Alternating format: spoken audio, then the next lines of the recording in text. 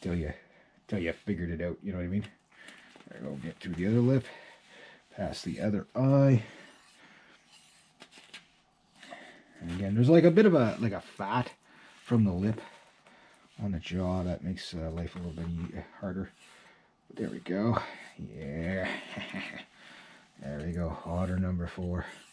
I hope I catch something else other than otter because I need a break from these guys. These guys are always the hardest to do.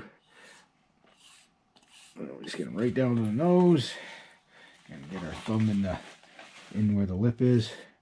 Just come in nice like that.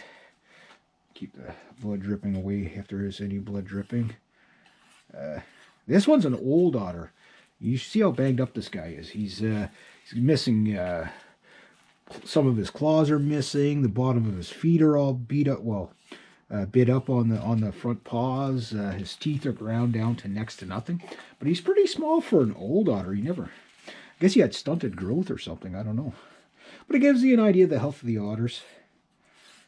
And oops, I cut the lip a little bit. But again, the bottom lip don't matter as much. But you don't want to cut the top lip off because, yeah, you'll have a hard time boarding them if you do. Don't know what's going on here with the bottom lip here, but he's got a hole in the bottom of his lip. Maybe that could be from another otter too. I mean, like I say, here we are down to the nose part. Hopefully there's enough. There. Now I can put a whole series of how to do this together. Hopefully. There we go. Blood everywhere. And that's it. There's my otter. There's my otter. So, not too much blood. The least amount of blood I got this time. This is my 4th one. So, but the legs. What the hell is with the legs? See the pelt's kind of. I'm gonna. What am I gonna do here? Get some of that stuff off. I'm just gonna set this on the ground really quick. Try not to get any blood on the tail. That's it. So again, you're trying to keep it as clean as you possibly can. Keeping your hands clean. I got gloves inside of gloves here. I'm going to show you this system. It helps a lot because like your hands freeze, especially when you get down to about the head part. It freezes pretty bad because he's so cold that it gets really bad. So anyway, gonna give that a bit of a shake. He's not too bad. He's nice and clean.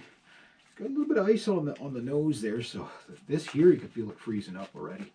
So I'm not going to be fleshing him today. I thought I was going to be able to get this guy fleshed and everything on one day. Not happening. Too cold. It's not so bad when the wind stops. As soon as that wind starts there, it's like feels like -20 with the wind. Maybe it is, maybe it isn't. But anyway. But this one, he's still wet, so it's hard to say, but looks just about prime.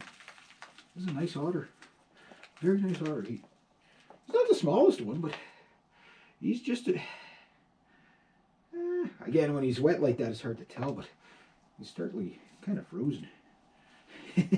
He's heavy. I left a lot of stuff on him. Okay. Hey, I want to show you this tail. Again, I don't want to handle it too much. But look at that. This might be $100 plus otter. So I'm just going to set him somewhere where it's not going to get all dirty. So on the bike. I'll go get forgot to bring the bag out. I'll deal with this guy, but I want to show you something else here. See, that's completely broken. Like he's done for. It also broke. Did it break?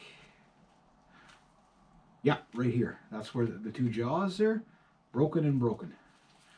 So that kind of. A little tip is when you're getting them, when you get them down to the thing, if you can get the leg pushed up, and then you get it started, and then you can get to this part. If you can get a knife through there, then it makes it easier, and then you can avoid hitting that vein and that vein as much as possible. You're going to get some. There is some veins in the legs. But he's hardly dripping at all. Mind you, if it was warmer out, he'd be blood all over the place. But he's still got a, you know, I didn't nick the veins too bad. Obviously, he's a male. It was a little tricky around here to get because of the Sorry. He's well hung anyway. You can see how powerful those 330 conibears are, and yet the fur is still fine. So that's good. So I'll get him fleshed tomorrow.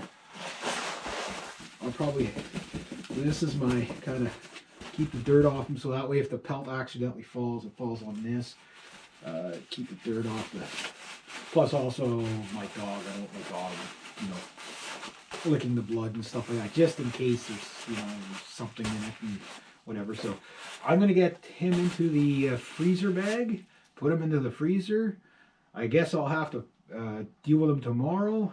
And a little note, while I was skinning him, which I took a bunch of pictures, except for I forgot to take the pictures around the head.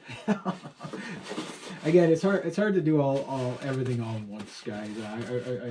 It's a process. But as I did the pictures, or as I was starting them, because I put out a snare today. If you saw those videos, I'm sure I heard a wolf howling.